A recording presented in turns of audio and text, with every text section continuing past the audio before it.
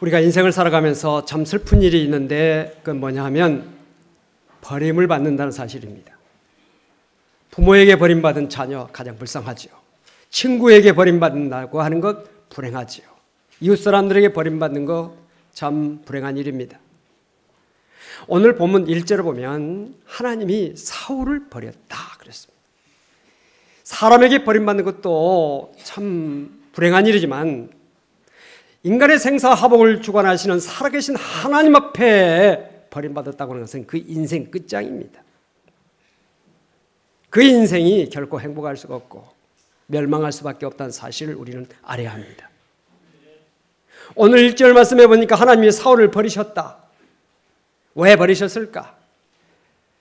사무엘상 10장을 보면 하나님께서 사무엘을 통해서 사울을 왕으로 택하시고 세우게 하십니다.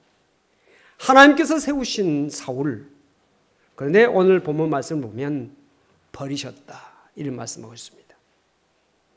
사울을 버리고 이새의 아들 가운데 다윗을 택하여 왕으로 삼으라. 한편은 버리시고 한편을 세우시는 하나님의 모습을 발견하게 됩니다. 오늘 우리가 사울의 삶과 다윗의 삶을 말씀을 통해서 우리가 살펴보면서 오늘 우리에게 주시는 은혜를 함께 나누기를 원합니다. 오늘 먼저 사울의 삶에 대해서 살펴보기를 원합니다. 성경에 나타난 이 사울이라고 하는 사람은 참 육신적으로 보면 정말 훌륭한 사람입니다. 성경 말씀을 보니까 기스에게 아들이 있으니 그의 이름은 사울이요 준수한 소년이라. 정말 이스라엘 자손 중에 그보다 더 준수한 자가 없고 키는 모든 백성보다 어깨 위만큼 더 컸더라. 여기에 준수한 소년이라고 하는 말의 뜻을 다른 번역 성경을 읽어보니까 잘생긴 젊은이라, 젊고 잘생겼다는 것입니다. 으뜸 가는 미남자라. 현대인의 성경이 그렇게 번역하고 있고요. 깨끗하게 잘생긴 아들, 공동 번역이 그렇게 번역하고 있으며 잘생긴 사람, 새 번역에 나오고 있습니다.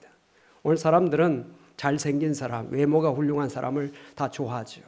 K-팝이다, 아이돌 그룹들을 왜 사람들이 좋아합니까? 그들의 깨끗한 어떤 외모, 그것이 먼저 그들의 노래도 잘하고 춤도 잘 추지만은 그들의 외모가 얼마나 아름답습니까?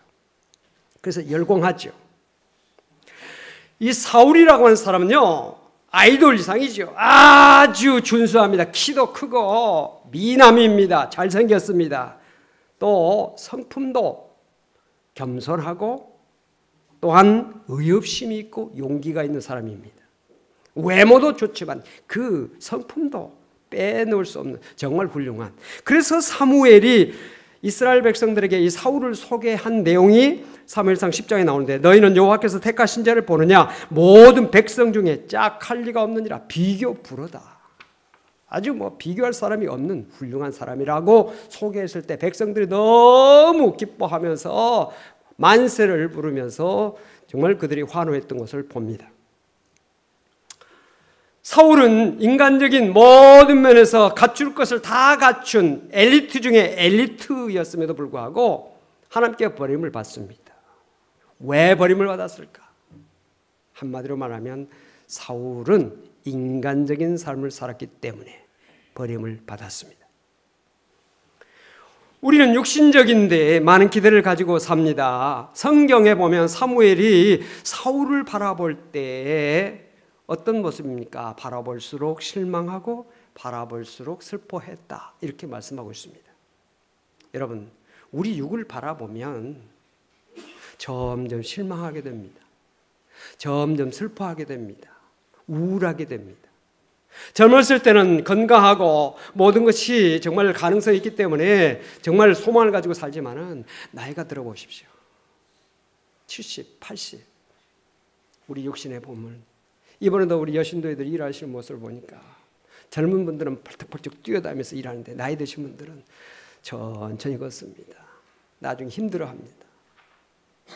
또 가만히 보면 나이 드신 분들 앉으면요, 허리가 아파, 어깨가 아파, 어디가 아파, 아프다는 이야기가 막 쏟아져 나옵니다. 그 속에는 뭡니까? 실망, 절망, 또 슬픔, 또 그 속에 정말 우리 인생의 여러 가지 그 고통, 우울증 이런 것이 엿보이게 되는 것입니다. 우리 인간은 세월이 흘러가면 흘러갈수록 모든 것이 낡아집니다. 후퇴합니다. 육신을 바라볼수록 절망과 좌절과 슬픔과 우울증에 빠질 수밖에 없습니다. 사울은 육신적인 사람, 볼수록 깊이 알수록 실망하게 된 그런 모습입니다. 사울이 하나님 앞에 버림받았던 여러 가지 이유가 있지만 그 가운데 중요한 이유는 뭐냐? 하나님께 대한 그의 불신입니다. 사무엘상 13장을 보면 블레셋 군대가 이스라엘을 쳐들어옵니다. 막강한 블레셋 군대 앞에서 이스라엘 백성들은 싸우려고 왔다가 전의를 상실하고 숨습니다. 흩어집니다. 사무엘은 오지 않습니다. 사울은 급한 나머지 번제와 화목제물을 가져오라고 해서 하나님 앞에 제사를 지냅니다. 여러분들은 이런 위급한 순간에 어떻게 하시겠어요? 저는 이 사울의 모습을 보면서 상당히 이해를 합니다. 제사장이 없으니까, 예배를 인도할 목회자가 없으니까 나라도 예배를 인도해서 지금 위급에 빠져있는 이스라엘 백성들을 구원해야 되지 않겠느냐, 하나님께서 함께 하셔서 이스라엘 백성들을 구원하도록 해야 되지 않겠느냐 하는 그런 마음을 우리가 가질 수 있지 않겠어요? 도둑질하고 살인하고 강도, 간음, 거짓말, 사기치는 것 죄지요. 그런데 하나님 앞에 예배드리는 것이 무슨 죄냐? 이렇게 생각할 수 있지 않겠습니까? 그러나 사울의 이러한 행위가 하나님 앞에 버림받는 죄가 됐다는 사실입니다. 예배드리는데 왜 죄가 됩니까? 사울은 율법에 명시된 의식 준수에는 관심을 가졌지만 그 의식의 본질인 믿음과 순종은 생각지 못했습니다. 히브리서 11장 6절에 믿음이 없이는 하나님을 기쁘시게 할 수 없다. 로마서 14장에 23절에 보니까 믿음을 따라 하지 아니하는 것은 다 죄다 그랬습니다. 오늘 여러분들이 예배를 드릴지라도 믿음으로 하지 아니하는 예배 하나님께서 인정하지 아니하신다는 사실을 아시기 바랍니다. 형식적으로 의식적으로 주일됐으니까 마지못해서 하는 예배가 아니라 신령과 진정으로 하나님은 영이시니 예배하는 자가 영과 진리로 예배할지니라. 하나님은 영과 진리로 즉 믿음으로 예배하는 자를 찾으신다고 그랬습니다. 사울은 백성들의 흩어짐을 면하기 위해서 예배를 드린 것입니다. 제사를 드린 것입니다. 하나님 앞에 순종하고 하나님을 온전히 섬기려고 하는 그런 마음의 자세가 아니라 백성들이 흩어짐을 면하기 위해서 예배를 드린 거예요. 제사를 드린 거예요. 하나님은 제사의 제물보다도 제사 드리는 자의 마음을 받으신다는 사실, 그의 믿음과 그의 순종을 받으신다는 사실 아시길 바랍니다. 우리가 예배학을 공부할 때 정말 예배의 순서가 어떠하느냐, 예배의식이 얼마나 거창하게 얼마나 잘 짜여지고 얼마나 스무스하게 잘 진행되느냐가 중요한 것이 아니라 그 중심에 하나님을 향한 믿음, 하나님을 향한 헌신, 하나님을 향한 우리의 감사, 하나님을 향한 우리의 찬양이 중심인 것입니다. 순서가 좀 바뀌면 어때요? 좀 실수하면 어때요? 더듬거리면 어떻습니까? 중요한 것은 믿음, 중요한 것은 감사, 순종, 더 중요하다는 사실이에요.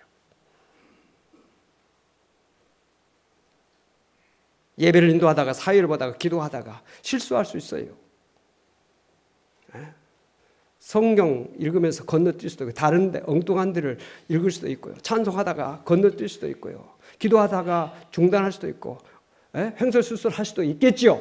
그러나 그 마음에 진심으로 하나님을 섬기고 하나님을 사랑하고 하나님 앞에 믿음으로 감사로 정말 마음에 깊은 간구를 가지고 기도하는 그 기도, 찬양, 하나님께서 그것을 받으신다는 사실이에요.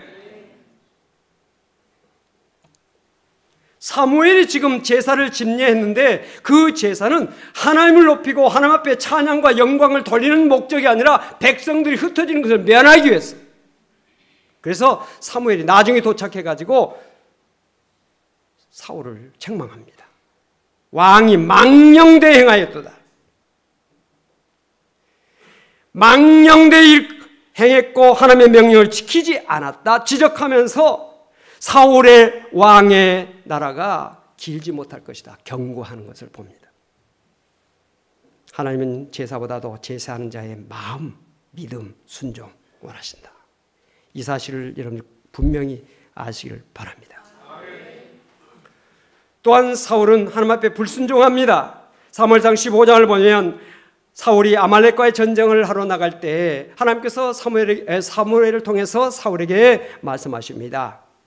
아말렉 모든 것을 다 죽여라. 사람도 죽이고 짐승들도 다 죽여라. 이렇게 진멸하라고 말씀하셨습니다. 그런데 사울이 그 전쟁에서 승리하고 아말렉 왕 아각을 살려둡니다. 그리고 짐승들 중에서 좋은 것들을 살려놓습니다.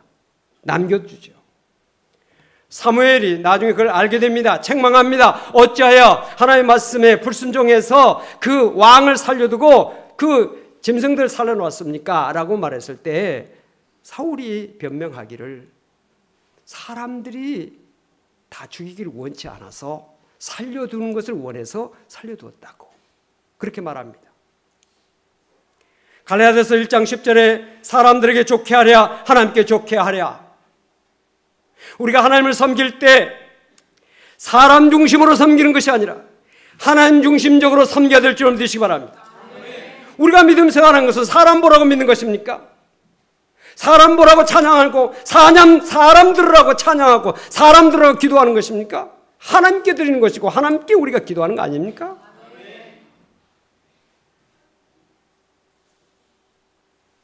사울은 그의 믿음 생활이 사람들을 너무 의식했어요. 사람들의 인기, 사람들이 나를 어떻게 생각할까? 사람들 앞에 내 체면, 그걸 중요하게 여겼어요. 우리 성도들 가운데도 가끔 그래요. 목사님, 성도들 앞에서 저에게 그렇게 할 수가 있습니까? 하나님 앞에서 하는 것이 중요하지 사람 앞에서 하는 것이 뭐가 중요한 것이에요? 회개하시기 바랍니다. 하나님 앞에서 어떠한 것이 중요하지 왜 사람 앞에서 하는 것이 중요하게 생각하시냐 이 말입니다. 우리가 신앙생활을 하면서 가족이나 직장이나 사업장 이 모든 것들이 우리의 신앙생활에 방해가 돼서는 안 됩니다. 오히려 내 가족 때문에 내 자녀들 때문에 내 손자 손녀 때문에 나의 사업장 때문에 나의 직장 때문에 더 하나님 앞에 찬양하고 감사하고 믿음으로 살아야 될 것인데 가족 때문에 교회 못 나오고 가족 때문에 기도 못하고 가족 때문에 내가 봉사 못하고 사업 때문에 직장 때문에 못한다. 하나님께서 그것을 기뻐하시겠어요? 과연 그런 모든 것들에게 하나님께서 복을 주시겠느냐 이 말입니다. 그 모든 것들이 하나님을 섬기는 데 있어서 도움이 돼요. 발판이 되어지고 협력자가 되어지고 동역자가 되어지고 그 모든 것들이 내가 하나님 앞에 더 가까이 나가는 데 있어서 모든 것이 다 도움이 돼야죠. 교회를 못 나오실지라도 교회까지 태워다 달라고 동역자로 도우미로 협력자로 그렇게 만들어야지. 남편 때문에 아이들 때문에 자녀들 때문에 부모 형제 때문에 못하겠다. 이거 하나님 앞에 얼마나 우리가 잘못된 것입니까? 어떤 할머니가 계셨대요. 손자가 안 믿어요. 할머니가 가만히 생각하다가 이 손자를 예수 믿게 만들었는데 어떻게 하나. 손자를 불렀습니다. 얘야, 내가 눈이 어두워서 성경을 잘 못 읽으니까 너 성경 좀 내 대신 좀 읽어다오. 내가 할머니가 좀 듣자. 그 대신 내가 용돈 주마. 성경 읽을 때만 한 장 읽을 때마다 용돈을 주는 겁니다. 그 손자가 용돈 벌고 좋잖아요. 그러니까 열심히 읽습니다. 할머니는 성경 말씀을 읽어서 좋고 또 손자가 하나님의 말씀을 읽으니까 얼마나 마음이 기쁘겠어요. 결국 어떻게 됩니까? 그 손자가 처음에는 예수를 안 믿었다가 나중에 성경 말씀을 열심히 읽다 보니까 나중에 예수를 잘 믿는 사람이 됐다는 사실이에요. 할렐루야. 우리의 주변 사람들을 협조자로 도우미로 나의 동역자로 삼는 지혜로운 성도가 되어지길 주님으로 축원합니다. 사울왕이 하나님께로부터 버림받았던 결정적인 이유가 뭐냐? 순종하지 않았기 때문에, 불순종했기 때문에 그런 것입니다. 사람들 때문에 불순종하게 된 것이에요. 사람들을 의식하다가 하나님 앞에 제대로 서지 못했던 것입니다. 오늘 여러분들 환경, 여러분들 주변에 있는 모든 사람, 또 모든 것을 다 이기고 승리하고 하나님 앞에 더욱더 믿음으로 나가는 성도가 되시기를 주로 축원합니다. 그 다음에 사울의 잘못은 뭐냐? 죄를 변명하고 회개하지 않았어요. 사무엘이 일부러 사울을 찾아온 것은 그의 잘못을 지적해주고 회개하게 하기 위해서 찾아와서 지적을 해줍니다. 그런데 사울은 사무엘의 지적을 받으면서 변명합니다. 백성들이 그렇게 원해서, 사람들 때문에, 부득이해서 여러 가지로 변명합니다. 회개하지 않습니다. 만약에 사울이 회개했더라면 하나님께서 그를 용서하시고 큰 복을 내려주실 줄로 믿습니다. 사울은 그 외에도 여러 가지 죄를 지었습니다. 갈멜산에 자기를 위하여 기념비를 세웠습니다. 하나님 영광을 나타냈는데 자기의 영광을 나타냈죠. 하나님의 말씀에 불순종하고도 오히려 지켰다고 아무나 말씀대로 했다고 하는 그런 외식의 죄를 지었고요. 자기의 잘못을 다른 사람들한테, 백성들에게 전가하는 책임 회피의 죄를 지었어요.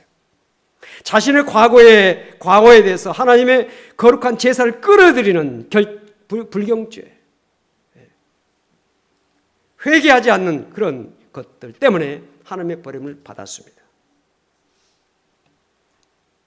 오늘 제가 사울의 삶과 다윗의 삶에 대해서 말씀을 드리고 있는데, 이 사울의 삶이라고 하는 것은 인간의 행위를 의지하는 인간적인 삶을 사는 대표적인 사람으로서 사울을 하나님께서 이렇게 세우시고 계신 것입니다. 사람들에게 보여주고 있는 것입니다. 반대로 다윗은 어떤 사람이냐? 믿음으로 사는 사람의 삶의 표본입니다. 하나님은 이스라엘 백성들 가운데서 사울과 같은 가장 뛰어나고 대단한, 아주 인간적으로 보면 결격 사항이 전혀 없는 그런 사람을 세워서 딱 세워놓으시고, 반대로 한편에는 다윗과 같은 사람을 세웠는데, 그 다윗은 이스라엘 백성들 가운데 가장 부족하고 천하고 연약한 사람입니다. 그리고 그 어떤 사람이 결국은 잘 되고 있는가, 어떤 사람이 복된 삶을 살았는가를 보여주고 있는 것입니다. 그럼 다윗은 어떤 사람이냐? 첫째로 가망이 없는 사람입니다. 다윗은 이새의 8 아들들 가운데 맨 말째입니다.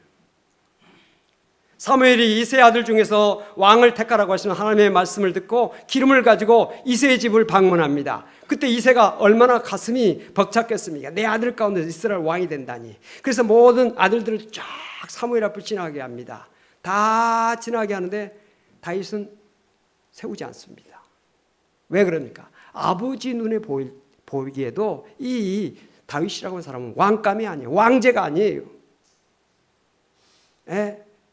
가망이 없는 사람이에요. 그래서 다른 모든 아들들은 다 사무엘 앞을 지나게 했지만은 다윗은 양을 치게 만듭니다. 양을 지키게 만듭니다. 만약에 다윗이 왕제라고 생각했다면 다른 형제를 보내고 다윗을 데려다가 사무엘 앞에 세웠을 것입니다. 아버지의 눈에, 부모의 눈에 보기에도 가망이 없었던 이 다윗, 형제들의 눈에는 말할 것도 없죠. 너는 우리 형제 축에 낄 수도 없어. 전장이 일어나서 형제들이 다 전장터에 나갑니다. 너는 집에서 집안일이나 해. 너는 양이나 지키고 있어. 형들이 나가서 싸우겠다. 형들이 다 출전합니다.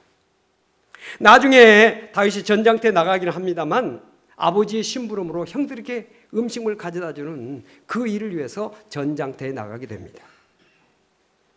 블레셋 장수 골리앗이 호령하는 소리를 듣고 다윗이 기분이 나쁩니다. 막 혈기가 끓어오릅니다. 저 하나님의 백성들을 모욕하는 저 사람을 어떻게 이렇게 보고만 있을 수 있단 말이냐. 막 그냥 마음이 불타오르는 마음을 가졌을 때 형들이, 야, 너 전장터에 구경 왔어? 너 뭐하러 왔어? 내 양이라도 지켜. 가서 양 쳐. 이렇게 다윗을 향해서 핀잔을 놓습니다. 다윗이 싸우러 나가겠다고 하니까 그 말이 사울 왕의 귀에 들립니다. 도대체 누군데 저 골리앗과 싸우러 나간단 말이냐. 그 사람을 데리고 오라. 사울 왕 앞에 선 이 다윗의 모습, 사울 왕이 보니까 너무 어립니다. 야, 너는 너무 어리다. 안 된다, 너. 자기의 갑옷을 입혀줍니다. 너무 갑옷이 커서 끌립니다. 두구를 씌워줍니다. 폭 들어가서 자유롭지가 못합니다. 안 되겠다 너. 사울왕도 인정하지 않습니다. 결국 다윗이 고집을 부리니까 전장터에 나가게 합니다. 적장 골리앗이 보니까 골리앗은 대단한 중무장을 합니다. 대단한 투구, 대단한 갑옷, 방패, 또 칼, 창. 근데 다윗은 무방비입니다. 갑옷도 입지 않고 투구도 쓰지 않습니다. 겨우 물맷돌 하나 가지고 갑니다.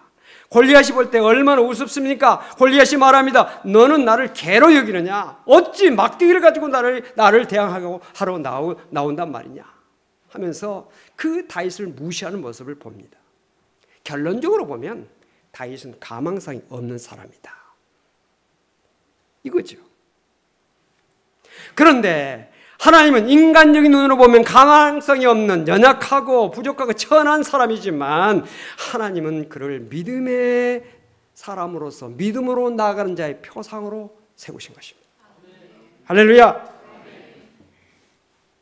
여러분, 우리가 세상을 살아갈 때 정말 승리하고 성공한 삶을, 복된 삶을 살려고 할 때 정말 우리 인간적인 판단으로는 많이 배워야 됩니다. 배경이 좋아야 됩니다.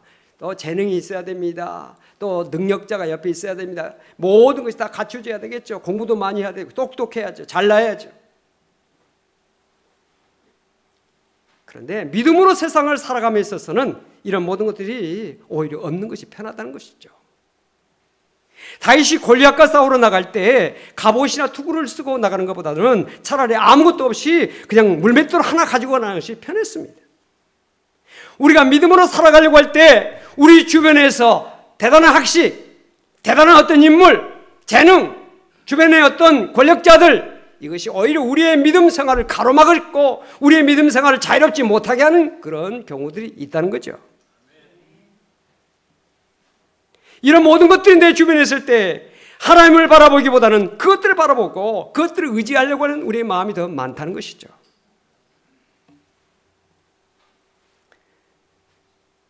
사울이나 골리앗은 인간적인 눈으로 볼 때 모든 것을 완벽하게 갖춘 사람이고 모든 것이 다 있는 사람입니다. 그러나 다윗은 인간적으로 보면 갖춘 것이 없어요. 가진 것이 없어요. 능력이 없어요. 하나 딱 있었어요. 믿음. 결국 어떻게 됩니까? 믿음으로 나아간 다윗은 승리했고 육신으로 나아가는 사울이나 골리앗은 패하여 죽임을 당했다는 사실. 오늘 사랑하는 성도님들, 이 말씀이 우리에게 보여주는 건 뭡니까? 세상적으로, 인간적으로, 육신적인 것으로 하면 잘 되는 것 같지만 실패하고 결국은 패망이고 결국 멸망이란 사실. 그러나 부족한 것 같지만, 연약한 것 같지만, 정말 우리 인간의 눈으로 보면 가망성이 없는 것 같지만 믿음으로 나가게 되면 반드시 결국은 승리한다. 결국은 성공한다. 반드시 잘 된다. 그 나중이 창대하게 된다 하는 사실을 우리에게 보여주고 있는 것입니다. 다윗이 죄가 없는 것 아니지 않습니까? 다윗도 많은 죄를 지었습니다. 그런데 우리가 다윗의 시를 보면 시편에 나타난 다윗의 시를 보십시오. 참의 시 같은 것을 보면 다윗이 눈물로 통곡하며 하나님 앞에 엎드려 하나님 앞에 용서를 구하는 모습을 봅니다. 하나님, 내 죄를 씻어 주옵소서. 맑게 씻어 주옵소서. 우슬초로 나를 정결케 해 주옵소서. 통곡하며 울며 회개하는 그 다윗의 모습을 보지 않습니까? 여러분, 죄를 짓지 않는 사람이 도대체 어디 있겠어요? 누가 죄를 안 지을 수 있습니까? 다 우리는 죄를 지을 수밖에 없는 죄인들입니다. 문제는 죄를 변명하느냐 회개하느냐. 죄를 인정하고 회개하느냐 아니면 죄를 변명하느냐. 다른 사람들이 다 그런데 나도 목사님들도 그러고 장님들도 그런데 우리 같은 평신도야 아니옵시다. 누가 말할지라도 나는 하나님 앞에 바로 서야 되겠다. 잘못이 있으면 회개하는 자가 하나님께서 축복하시고 사랑하신다 하는 사람이라는 사실을 믿으시길 바랍니다. 베드로와 가룟유다 다 죄를 지었지만 베드로의 특징이 뭡니까? 회개했다는 사실입니다. 그런데 가룟유다는 죄를 지었지만 회개하지 않았어요. 결국 어떻게 됩니까? 베드로는 예수님의 수제자가 됐고 천국 열쇠를 부여받는 놀라운 복된 사람이 되었습니다. 그러나 가룟유다는 어떻게 됩니까? 자살합니다. 지옥에 떨어집니다. 회개한 사람은 하나님께서 사랑하시고 축복하시지만 회개하지 않는 사람은 하나님께서 미워하십니다. 싫어하십니다. 버리십니다. 믿으시길 바랍니다. 오늘 말씀을 통해서 우리 자신을 한번 살펴봅시다. 여러분들은 과연 육신적인 삶을 살고 있습니까? 아니면 영적인 삶을 살고 있습니까? 사울의 삶을 추구하십니까? 다윗의 삶을 추구하십니까? 인생의 문제를 선택할 때 육적으로 선택하십니까? 아니면 영적으로 선택하십니까? 대부분의 사람들은 다윗을 좋아하죠. 영적으로 산다고 생각하죠. 그러나 실제로 진학하는 문제, 결혼하는 문제, 취직하는 문제, 사업하는 문제, 물질의 문제, 세상의 여러 가지 문제 딱 현실에 부딪혔을 때는 육적인 것을 선택하는 경우들이 너무너무 많다는 사실. 하나님의 말씀을 좋아하고 성령의 인도를 사모하고 성령의 인도를 따라 살기를 원하지만은 결과적으로 어떤 문제 앞에 설 때는 육신적인 편에 서고 있는 오늘 우리들의 모습을 오늘 말씀 앞에서 발견하지 않습니까?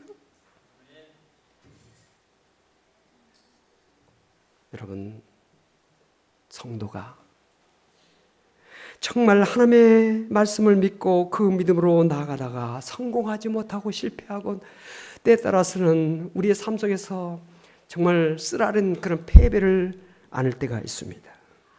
그러나 우리가 믿음으로 나아가는 그의 믿음이 분명하다고 할 때 하나님은 그 실패와 그 모든 패배와 그 모든 슬픔과 고통까지도 다 보상하신다는 사실을 믿으시길 바랍니다. 성도가 하나님을 믿는 믿음으로 나아가다가 잘못된 것은 믿음 없이 잘된 것보다 더 귀하다는 사실을 아시기 바랍니다. 성도가 하나님을 모시고 실수한 것이 하나님 없이 온전한 것보다 더 좋다는 사실을 아시기 바랍니다. 우리가 신앙생활 할 때 모든 것이 순조롭고 잘 되어야만 하는 것은 아니에요. 우리 예수 믿는 신앙생활 하면서도 얼마든지 몸도 아플 수 있고요. 사업에 실패할 수도 있고요. 우리 인생의 여러 가지 쓰라린 아픔과 고통을 체험할 수 있는 겁니다. 우리가 믿음으로 하는 모든 것이 인간적인 눈으로 볼 때 실패하고 잘못된 것 같을지라도 그 모든 실패와 잘못에는 충분한 보상이 있다.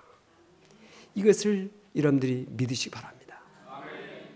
하나님은 공평하신 하나님, 우리의 중심을 보시는 하나님, 우리 안고 서심을 하시면서 우리의 과거와 현재와 미래를 하시며 우리의 모든 삶을 다 머리털 하나도 살피시는 하나님께서 믿음으로 하나님을 의지하고 살려고 하는 그 사람을 하나님께서 왜 버리시겠어요? 버리시지 않습니다. 육으로 사는 자는 인간의 눈으로는 처음에는 잘된 것 같지만 악인의 형통함을 부러워하지 말라. 이 말씀을 여러분들이 기억하시면서 끝까지 믿음으로 사는 성도, 끝까지 말씀에 순종하며 사는 성도가 되어지기를 소망하며 그 믿음을 가지고 견지하며 살아가는 성도가 되어지기를 바랍니다.